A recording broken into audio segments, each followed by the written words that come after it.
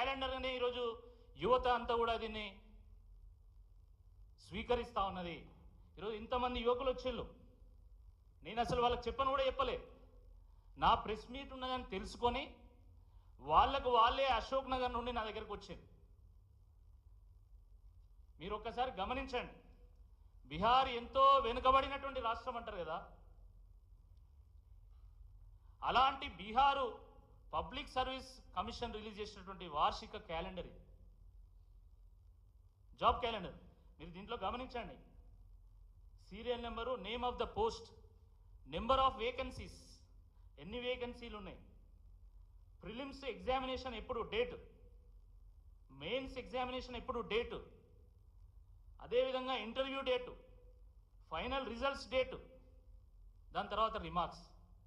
ఇట్లా Bihar public service commission release చేసినటువంటి క్యాలెండర్లో డేట్లు ఉన్నాయి, నెంబర్ ఆఫ్ జాబ్స్ కూడా ఉన్నాయి, జాబ్ కైండ్ కూడా ఉంది. అదేవిధంగా మన పక్కనటువంటి Tamil Nadu public service commission release చేసినటువంటి క్యాలెండర్ మీరు ఒకసారి గమనించండి.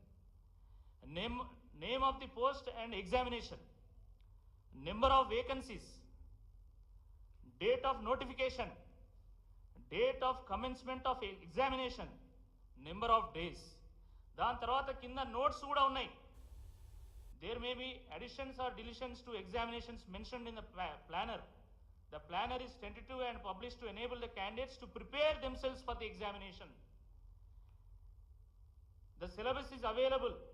It is available on the website and further departments అని చెప్పి కూడా దానికి సంబంధించినటువంటి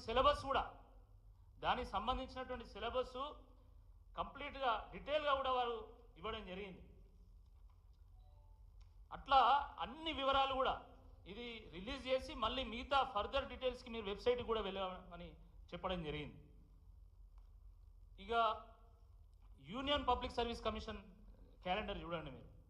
యూనియన్ పబ్లిక్ సర్వీస్ కమిషన్ క్యాలెండర్లో name of the examination, date of notification, date of commencement of exam, duration of the exam కూడా వాళ్ళు మెన్షన్ చేయడం జరిగింది.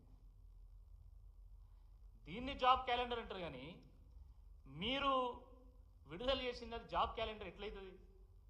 మొన్న హరీష్ రావు గారు మాట్లాడుతూ ఇది జాబ్ క్యాలెండర్ కాదు, జోక్ క్యాలెండర్ అన్నారు. నిజంగా అట్లనే ఉన్నది ఇది పరిస్థితి.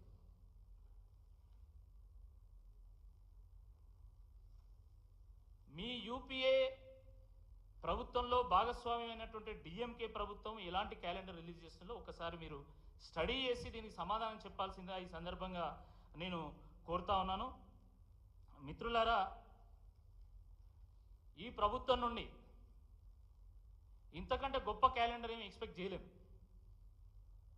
ఎందుకంటే ముఖ్యమంత్రి ఏమో పేగులు మెడకేసుకుంటా అంటాడు, ఒక మంత్రి ఏమో చెప్తూనే కొడతా అంటాడు, ఒక ఎమ్మెల్యేనేమో తోలు తీస్తా అంటాడు, ఇంకో ఎమ్మెల్సీ అంతు చూస్తా అంటాడు. వీళ్ళని చూస్తూ ఉంటే ఆ డిస్కవరీ ఛానల్లో చూసినటువంటి అమెజాన్ అడవులు గుర్తొస్తున్నాయి నాకైతే. వీళ్ళ ప్రభుత్వాన్ని చూస్తుంటే డిస్కవరీ ఛానల్లో చూసినటువంటి అమెజాన్ అడవులు గుర్తొస్తూ ఉన్నాయి. వీళ్ళ మంత్రులు, ఎమ్మెల్యేలు, ఎమ్మెల్సీలు కొందరిని చూస్తూ ఉంటే అమెజాన్ అడవుల్లో ఉన్నటువంటి వింత వింత జీవరాశులు గుర్తుకొస్తున్నాయి. అంత వింతగా ప్రవర్తిస్తూ ఉన్నారు. అరే, మా యువతకి ఇచ్చినటువంటి హామీల సంగతి ఏంది అని చెప్పేసి బీఆర్ఎస్ పార్టీ ఎమ్మెల్యేలు అసెంబ్లీలో ప్రభుత్వాన్ని ప్రశ్నించేటువంటి ఒక ప్రయత్నం చేస్తూ ఉంటే ఎమ్మెల్యే ఏం మాట్లాడతాడు? తోలు తీస్తా,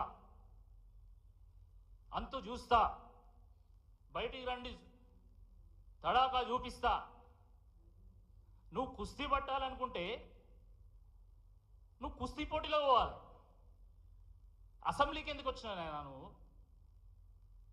ఈ మాత్రం భాష మాట్లాడడానికి అసెంబ్లీ దానికి రావాలన్నా? నీ గల్లీలో మాట్లాడుకోవచ్చు కదా. చాలామంది వీరొక్కరే కాదు, వీరేమో అసెంబ్లీలో మాట్లాడిండు. బయట కొంతమంది ఎమ్మెల్యేలు మాట్లాడుతున్నారు, నీ సంగతి చూస్తా, నా తడాకా చూపిస్తా, దా చూసుకుందాం. నిజంగా కుస్తీ పట్టాలనుకున్నటువంటి అందరూ కూడా హైదరాబాద్లో చాలా కుస్తీశాలలు ఉన్నాయి, అక్కడికి పోవచ్చు, బాగుంటుంది. మీరు అసెంబ్లీకి రావాల్సినటువంటి అవసరం లేదు, అసెంబ్లీ పరువు తీయాల్సినటువంటి అవసరం లేదు, ప్రజలు తలదించుకునేలాగా చేసుకోవాల్సినటువంటి అవసరం లేదని చెప్పి ఈ సందర్భంగా మేము గుర్తు చేస్తా ఉన్నాం. 2 లక్షల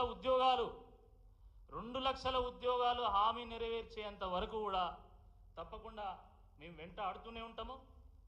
మేము ఉద్యోగాల గురించి మాట్లాడిన ప్రతి సందర్భంలో ఒకటే మాట్లాడతారు. వీళ్ళేం మాట్లాడతారు? మేమిచ్చిన 30,000 ఉద్యోగాలు అంటారు. మీరు ఇచ్చినటువంటి 30,000 ఉద్యోగాలు వాటి నోటిఫికేషన్లు ఎప్పుడు వచ్చినాయి? వాటి పరీక్షలు ఎప్పుడు నిర్వహించిండ్రు? వాటి రిజల్ట్స్ ఎప్పుడు వచ్చినాయి? నియామక పత్రాలు ఎప్పుడు ఇచ్చిండ్రు? అవన్నీ కూడా ఈరోజు అశోక్ నగర్లో కానీ వివిధ జిల్లాల్లో ప్రిపేర్ అవుతున్నటువంటి యువత అందరికీ కూడా తెలుసు. అది స్టాఫ్ నర్సులు కానీ, లేదా పోలీస్ కానిస్టేబుల్ కానీ, లేదా ఇంకా వివిధ ఉద్యోగాలు కూడా అవి ఎప్పుడు వచ్చినాయి అనేది మొత్తం మనకు డేట్స్తో సహా అన్నీ కూడా ఉన్నాయి. అనేక సందర్భాల్లో మరి కేటీఆర్ గారు కానీ, లేకపోతే హరీష్ రావు గారు కానీ వారు చూపెట్టేటువంటి ఒక ప్రయత్నం కూడా చేసిండ్రు. అయినా కూడా పదే అవే విమర్శలు. కాబట్టి ఒక్కసారిగా మీరు దీనికి సమాధానం చెప్పాలనేటువంటి ఉద్దేశంతోనే మరి ఇవన్నీ చూపెట్టడం ఒక ప్రయత్నం చేస్తున్నాం. అవి కాదు మిగతా పోలీస్ డిపార్ట్మెంట్కి సంబంధించి 17,516 పోస్టులు. దీని నోటిఫికేషన్ డేటు ఏప్రిల్ 22. అక్టోబర్ 4 రోజు రిజల్ట్స్ డిక్లేర్ అయినాయి. అదేవిధంగా గురుకులం సంబంధించి 9,210 పోస్టులు. ఇది ఏప్రిల్ 6, 2023 రోజు నోటిఫికేషన్ వచ్చింది. దానికి సంబంధించిన పోస్టు కూడా మేమే ఇచ్చినామంటున్నారు. స్టాఫ్ నర్సుకు సంబంధించి 7,094 పోస్టులు. దీనికి సంబంధించి 2022 డిసెంబర్ రోజు నోటిఫికేషన్ వచ్చింది. ఇటీవల నేను ఎగ్జామ్ జరిగింది. దీనికి సంబంధించి కూడా మేమే ఇచ్చినాము, నోటిఫికేషన్ మేమే ఇచ్చినామని చెప్పేసి వీళ్ళు మాట్లాడుతూ ఉంటారు. ఈ రకంగా అనేక అంశాలు చాలా క్లారిటీతోని ఈ డాక్యుమెంట్ కూడా మేము మీడియాకు ఇస్తాము.